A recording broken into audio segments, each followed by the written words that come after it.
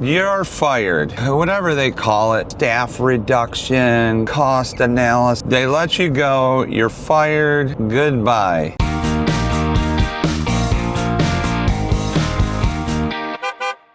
Welcome to the Gig Lane, where we talk about Florida living, gig work, hustle culture, and today we're going to talk a little bit about your career in the fourth quarter. So definitely a Gen X topic today. I worked corporate for 20 years.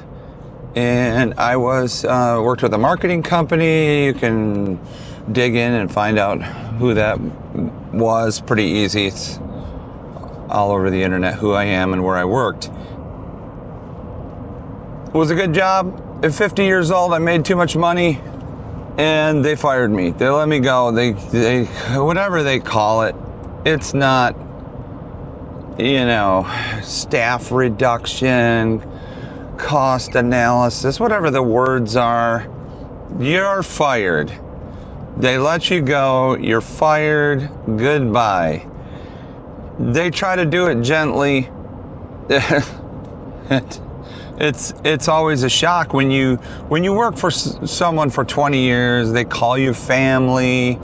They say all these things. You have a lot of friends. You've gone through a lot of life changes with these folks, career advancements. So recently, what triggered this conversation was I noticed that the company that did that, to me, they were doing it years before my number came up, and they've continued to do that. When I first started there, they would ebb and flow with freelancers. So when business picked up, they hired freelancers, and they would hire 200 and 300 freelancers. They were marketing jobs that traveled the country. They were for the big three. There was a lot of money that moved around. The work was exciting. It was a lot of fun. And they hired freelancers. And then they kind of moved towards the culture when the job was done, when the project was over, they would bid the project, budget the freelancers. The rates were very good when you worked freelance. You got paid more because you didn't get benefits, insurance, and all those things. So we called them permalancers. A permalancer was somebody who went from one freelance project to the next freelance project, and you always had a job there. You were freelance, but you worked there, made a lot of money. You would make a lot of money doing it. I was freelance for that company for 5 years before I went on staff. So I went on staff in when was that? 1994, I think. 1994. Yeah, see, I'm pulling over. 1994. And let me get this right. Then I was let go. So it would have been like 95. I went on staff, and then I was let go in 2015. So you have a 20-year career. Here are some of the things that you think you have after working for someone for 20 years that you may not have. One of the things that doesn't translate today, so here I was, 50 years old, kicked to the curb. I wasn't really that concerned. I thought that, I've got a lot of great qualities. I've learned a lot over the years.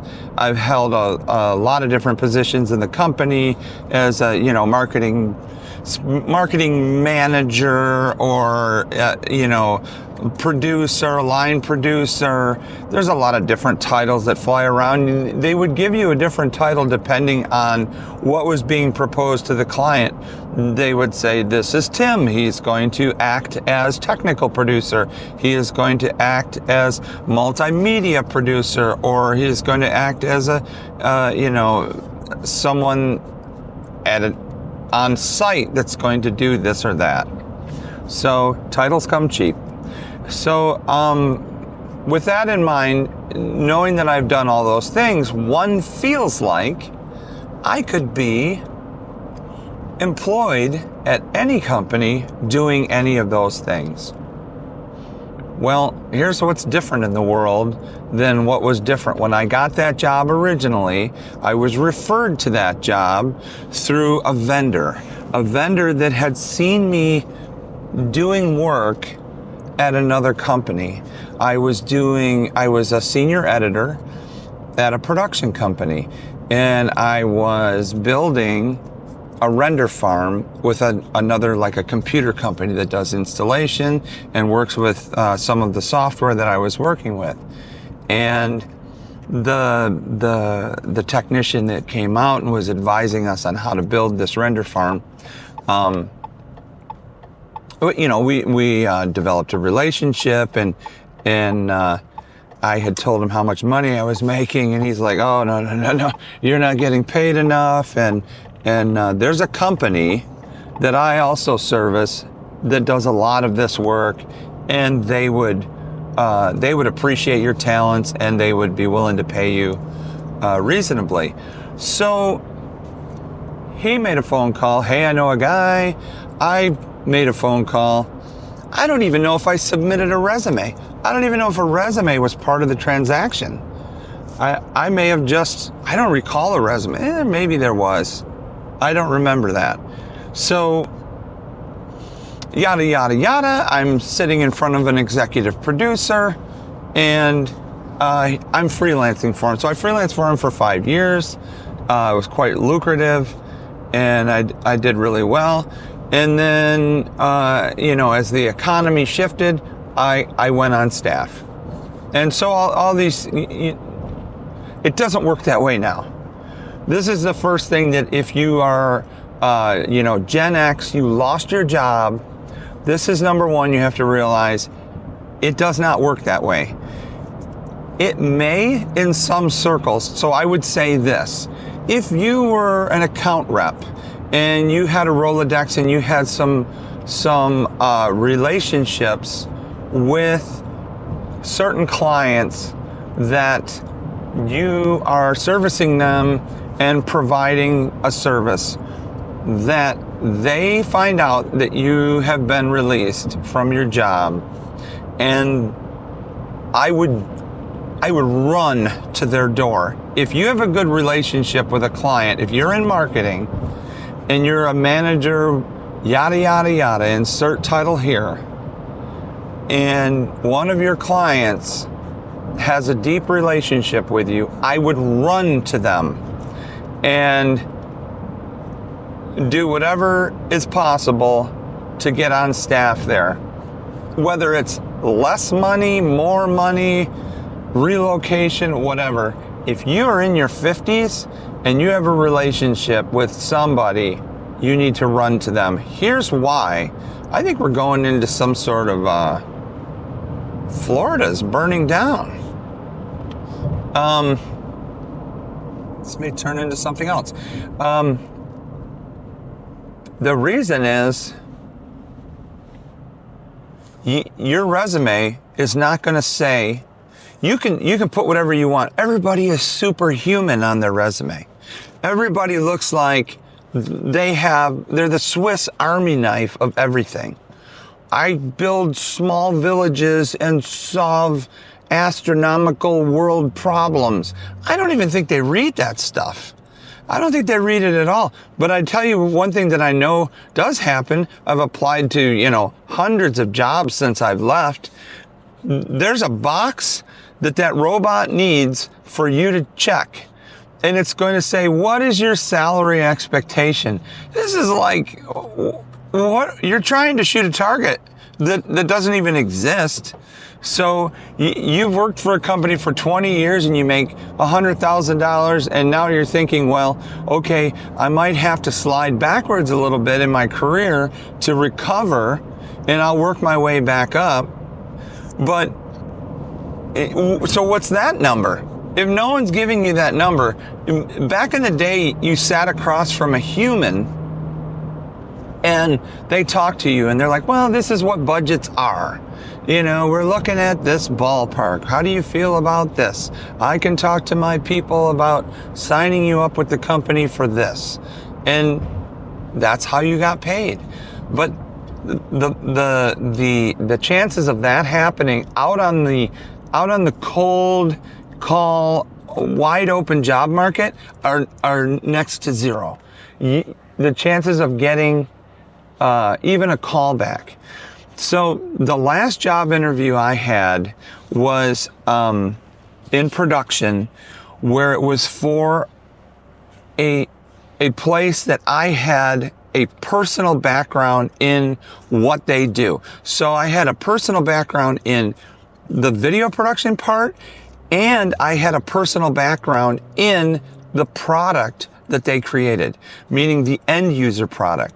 So I was like both ends. I knew the mechanics of what they did, and I was a videographer. So when they posted the job, instead of sending a resume, which I sent a resume, in my cover letter, I put a link to a video of myself talking about why I wanted the job. And that got me noticed. And it got me noticed because this was one of the few jobs that was, number one, they're burning down. It's a controlled burn or uncontrolled controlled burn. Number one, it was the hiring manager was looking at the resumes. I didn't have to get past a salary expectation robot. It was an actual traditional small company that was looking at the words on the paper and wanted to know what we had done, what the candidates had done. So they looked at it, they actually watched my video. I got a letter back that said, hey, we're impressed with your video and that you have a background, which, by the way, every email answer was written by ChatGPT. And I know that because of the way, because I was writing my emails with ChatGPT. So I knew they were using that in some aspect, but I think it was just to make sure their grammar was correct and all that. And it's just easier to say, write an email saying thanks and that we're interested. And then you know, it's easy. So fair enough there. But the response was, we'd like to see some of your B-roll. So they wanted to know if I could crop a shot, blah, blah, blah, and how good my footage was. Eventually, I did have a face-to-face interview, because I'm kind of getting off the point here. I did have a face-to-face interview, and it wasn't the right job for me because the way it was presented was not exactly what it was. It said it was a hybrid job, that I would be there 3 days a week, and the conversation turned into why I need you here. So 3 days a week was fine. 5 days a week, not what I'm looking for in my fourth quarter. So didn't really work out for me. I think they could sense that. They didn't like that I was a musician and that I had other, gigs, which that really kind of leads to my summary. But so you think that you have this ability. If you know somebody, so that's number one. If you know somebody, run to them. If you know somebody that you may have a relationship that you don't have to go through a bot. You can talk to them as a human, because that's what you know at this point. So that's number one. Number two, which is really important, what you think you have that you don't have, that you in most circumstances, you don't have it. So in my job, I was on salary. It was not uncommon that I would go home, or I would travel and be home on a Friday, or I would be at a hotel room somewhere. I would get a call from somebody at one of the remote offices. I would get an email. I need help. I have a meeting on Monday. Can you help me prepare for my Monday meeting? I would work all weekend from home. I would work, in the evenings at my hotel room. I would, I'm on salary. I'm committed to making the company go. I'm committed to making things happen and, solving problems. That's what I do. It's all on my resume, but everybody puts that. I was actually doing it. I'm committing to, helping people that their work overlaps into my area, that I'm going to solve their problems. So I'm doing that. How do you put that on a resume? How do you say that it matters? Everybody says that I don't work by an 8-hour clock, or I know that, 9 to 5 isn't real, or, I'm willing to commit to doing the job. And how do you say that without somebody who's actually worked for you? Well, how do you put that across to someone that when you're on it, you're on it? And I don't care if it's 6 o'clock at night. I'm not going to tell you, I got to go because, my TV show's on. No, I'm doing the job. And that's what I did for 20 years. We were a team that was committed to providing the highest quality that we could to our clientele. And that's what we did. And we did that for each other. We would say, you're only as good as your last job. So don't tell me about your award and blah, blah, blah. It doesn't matter. You're only as good as your last project. The last day you showed up for work, the last song I sang is that, that's as good as I am, right? That's how I feel. And a lot of people in the marketing business feel the same way. I'm not going that slow. I know you saw that car rip by me.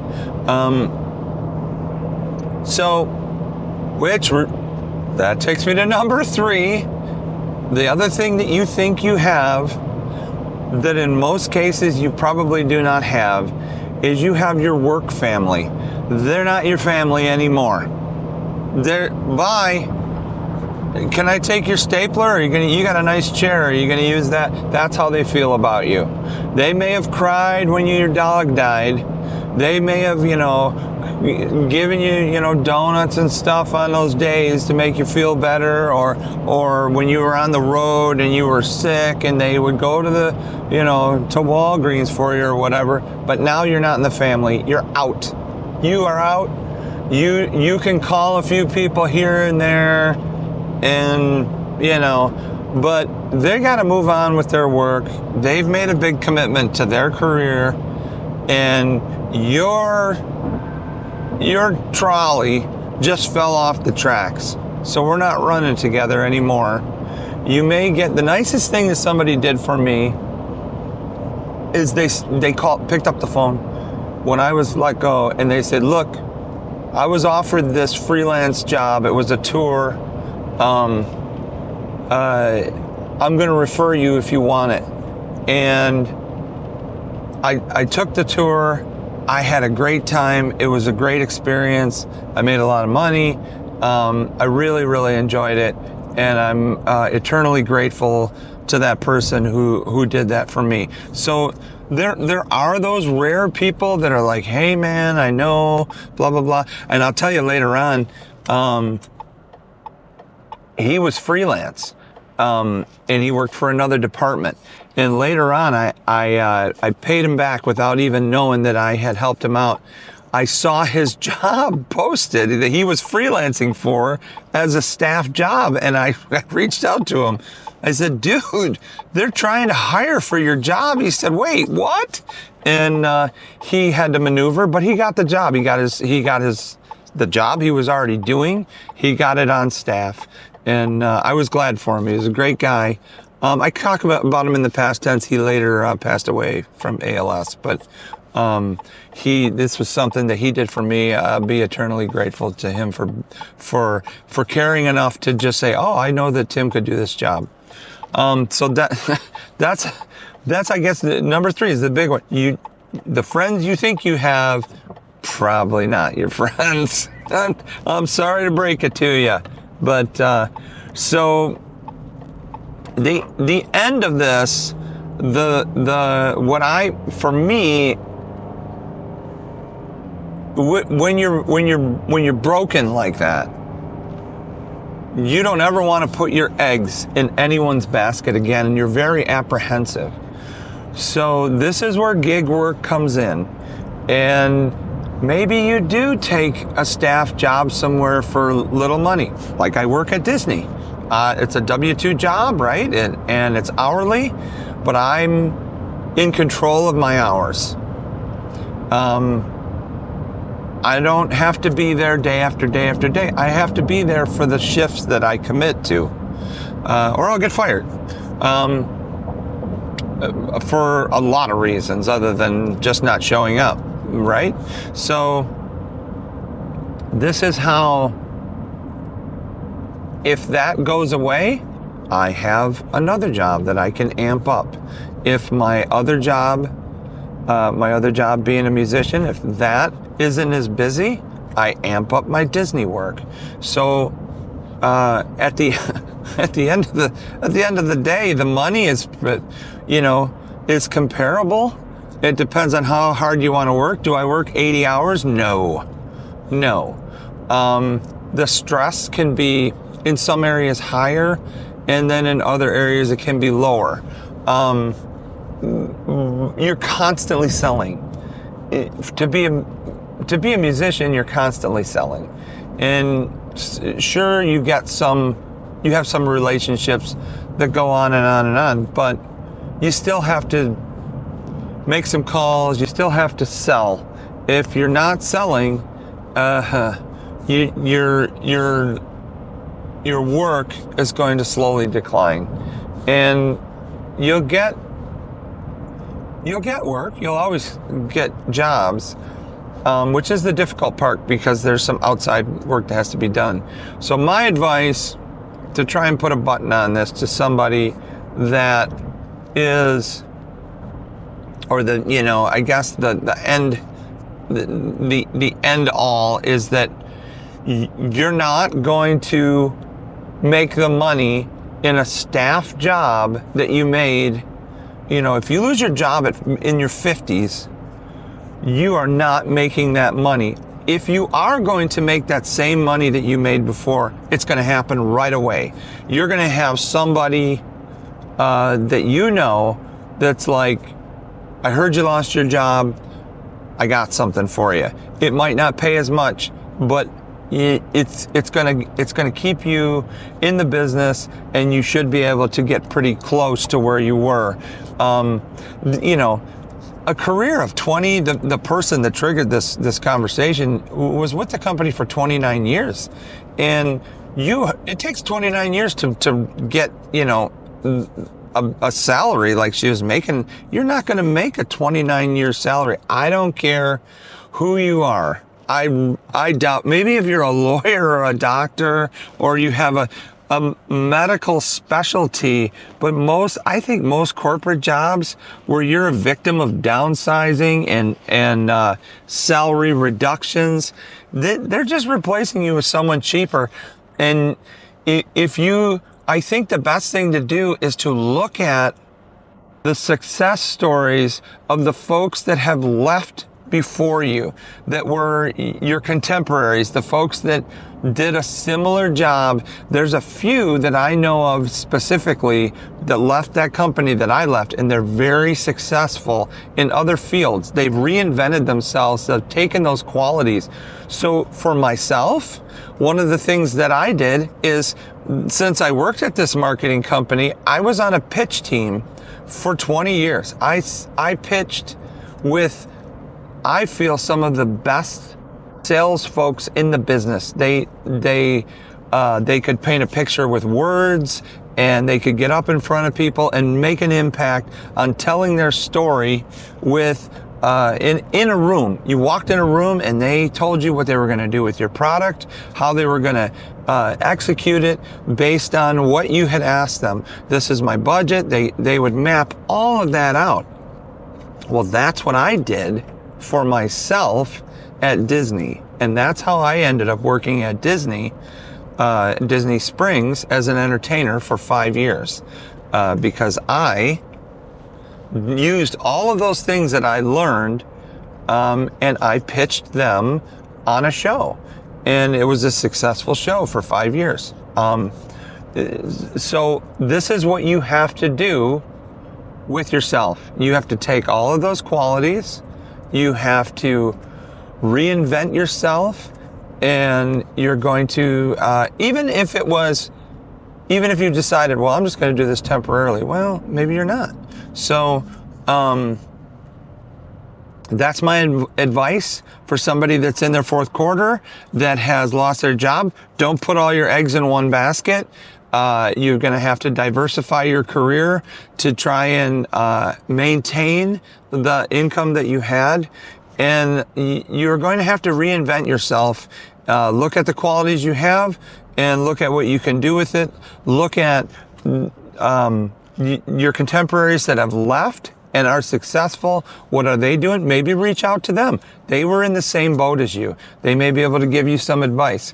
If you are really hard fast on staying in your career, you're going to have to hope that you can network with your current Rolodex, and that's a term for Gen X.